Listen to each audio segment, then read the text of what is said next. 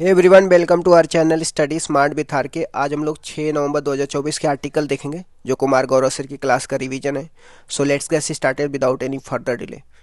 Question number 1 से start करते हैं। हाल ही में भारत और वियतनाम के बीच में द्विपक्षीय सैन्य अभ्यास विनबैक्स का 5वां संस्करण कहाँ पे प्रारंभ हुआ है? हम बात कर रहे हैं विनबैक्स का। ये इंडिया और वियतनाम के बीच में द्विपक्षीय सैन्य अभ्यास है।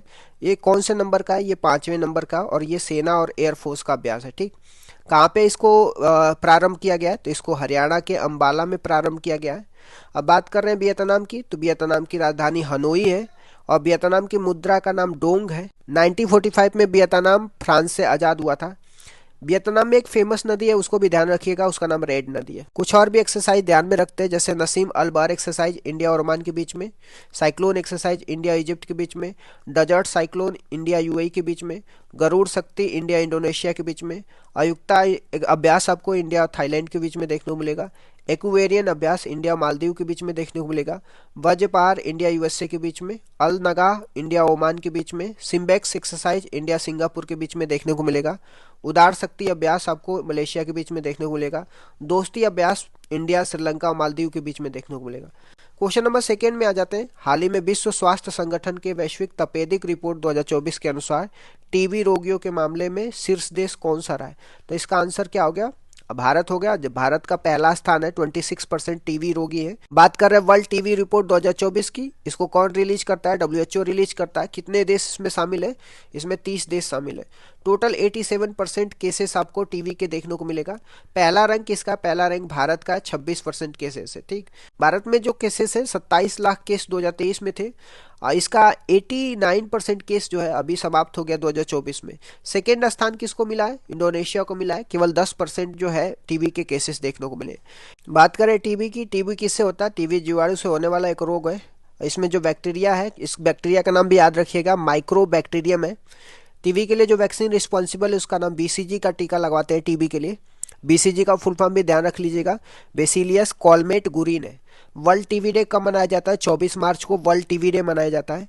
इसमें जो लक्ष्य है, टीबी हारेगा देश जीतेगा, ये 2025 तक भारत में टीबी हारेगा देश जीतेगा, इसका लक्ष्य है। Trachoma free India, trachoma free हो गया है। शुद्ध कार्बन उत्सर्जन का लक्ष्य भारत का कब तक है? 2070 तक शुद्ध कार्बन उत्सर्जन का लक्ष्य है। सस्टेनेबल डेवलपमेंट गोल का लक्ष्य कब तक है? तो 2015 से लेकर के 2030 तक है, और इसमें टोटल 17 गोल है, ये भी ध्यान रखिएगा। क्वेश्चन नंबर 3 में आते हैं। दुनिया के पहले लकड़ी के उपग्रह लिग्नोसैट को किसने प्रक्षेपित किया है? तो हम बात कर रहे हैं लिग्नोसैट की। इसको लॉन्च किसने करी है? जापान ने करी है। और किस व्हीकल से लॉन्च करी है? स्पेस एक्स जो एलन मैक्स की है कंपनी है, उसके व्हीकल से लॉन्च किया गया है। ये पहली लकड़ी का उपग्रह है और इसका नाम आप याद करिएगा, होनाकी लकड़ी है, जो वहाँ के वातावरण को क्या करेंगे? सहन कर सकेगी। ठीक, यह हथेली के आकार का है जो आपको देखने को मिलेगा, और यह पृथ्वी से 400 किलोमीटर ऊपर की कक्षा में स्थापित किया जाएगा। ठीक, इससे क्या फायदा होगा? इससे पर्यावरण को कम नुकसान पहुंचेगा। बात कर रहे हैं जापान की। जापान के जो पीएम है उनका नाम शिगेरू इशिबा है, और जापान की संसद का नाम डाइट है। जापान की मुद्रा का नाम येन है। और जापान में कुछ इंपॉर्टेंट द्वीप है, हमेशा क्वेश्चन पूछा जाता है, जैसे होन्शु द्वीप हो गया, क्योशु द्वीप हो गया, शुकोशु द्वीप हो गया। होन्शु द्वीप है सबसे बड़ा द्वीप है, और इसी पे जापान की राजधानी टोक्यो स्थित है। क्वेश्चन नंबर 4 में आ जाते हैं। हाल ही में यूएनईपी के oil and gas methane partnership 2.0 में शामिल होने वाली पहली भारतीय तेल और गैस कंपनी कौन सी है? तो हम बात करें यूएनईपी की, तो यूएनईपी के स्टेब्लिशमेंट कब किया जाता है? 5 जून 1972 में किया जाता है, और इसका हेडक्वार्टर नैरोबी केन्या में देखने को मिलेगा। इसके पार्टनरशिप का नाम भी ध्यान रखिएगा, oil and gas methane partnership है, जो क्या करेगी? मीथेन उत्सर्जन को कम करेगी। इसमें शामिल पहली भारतीय तेल एंड गैस कंपनी का नाम भी याद रखिएगा, केयर्स इंडिया है। ठीक, 5 साल का यह समझौता हुआ है, जिसका लक्ष्य क्या? 2030 तक विश्व में 30% मीथेन उत्सर्जन को कम करना है।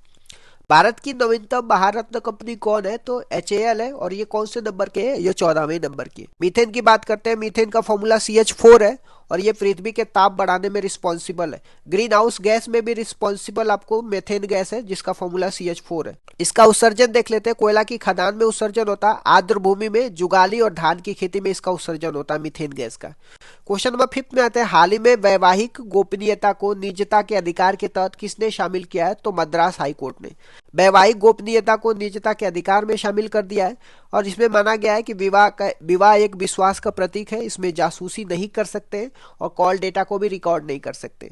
अब बात करते हैं आपको राइट टू प्राइवेसी की। ये मौलिक अधिकार है आर्टिकल 21 में। इसमें पुट्टा स्वामी केस भी ध्यान में रखिएगा जो राइट टू प्राइवेसी से रिलेटेड है। आ जाते हैं क्वेश्चन नंबर 6 में।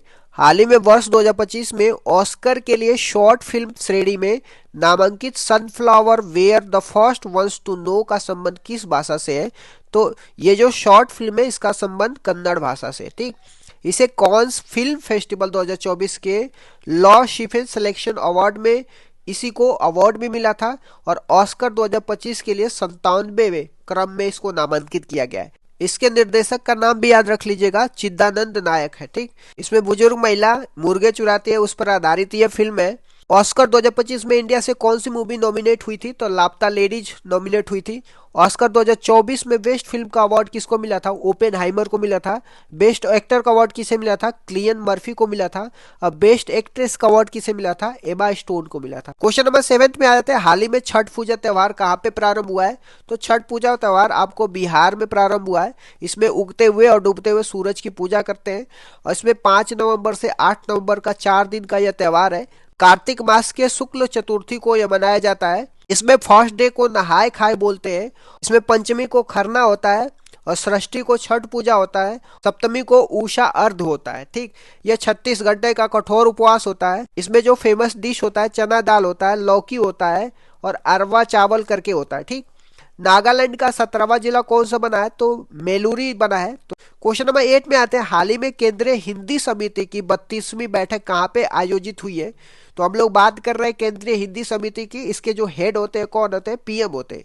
अभी इसकी 32वीं बैठक हुई है कहाँ पे? न्यू दिल्ली में हुई और इसकी अध्यक्षता अमित शाह जी करेंगे। ठीक, इसमें भारतीय भाषा अनुभाग तथा हिंदी शब्द सिंधु शब्दकोश को भी शामिल किया गया। बात करते हैं राजभाषा की। राजभाषा हमारे संविधान में भाग 17 में दिया गया है और आर्टिकल 343 से 351 में दिया गया है और 8वीं अनुसूची में राजभाषा के बारे में दिया गया है।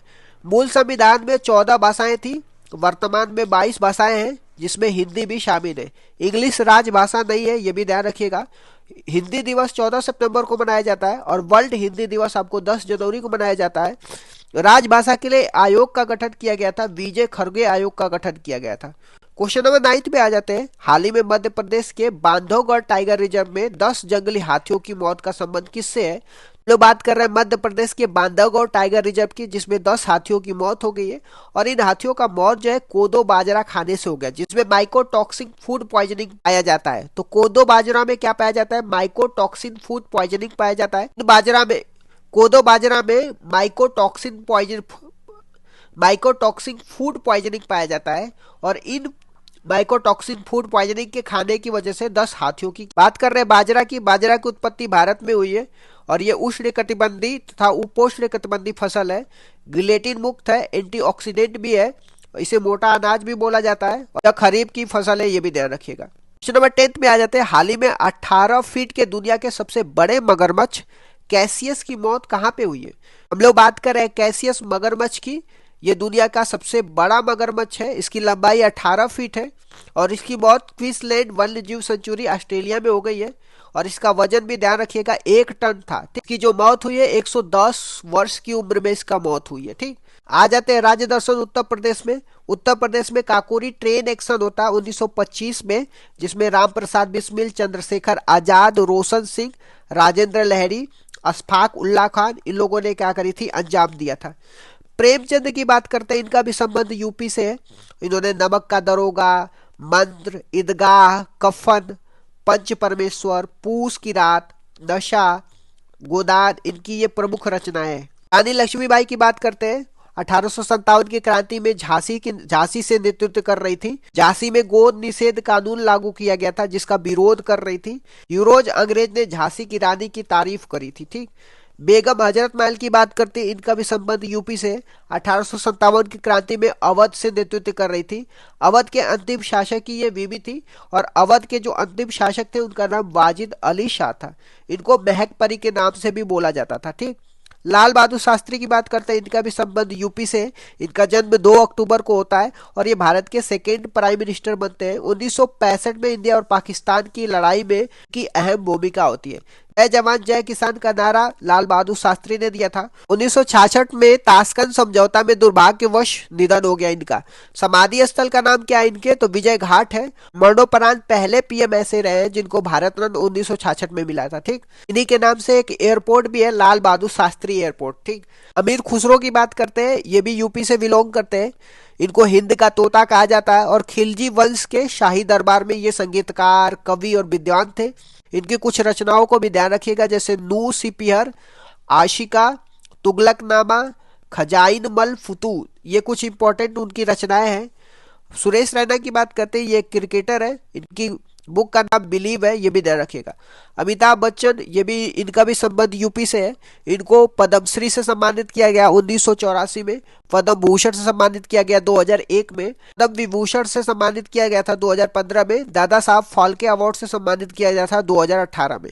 मेजर ध्यानचंद की बात करते हैं, इनको हॉकी का जादूगर बोला जाता है। इनका जन्म 29 अगस्त 1905 में होता है और 29 अगस्त को नेशनल स्पोर्ट डे मनाया जाता है। इन्होंने 3 लगातार ओलंपिक में गोल्ड मेडल जीता था, ये भी ध्यान रखिएगा, 1928 में, 1932 में, 1936 में। पंडित रविशंकर की बात करते हैं, ये सितार वादक थे। इनका जन्म 7 अप्रैल 1920 में हुआ था।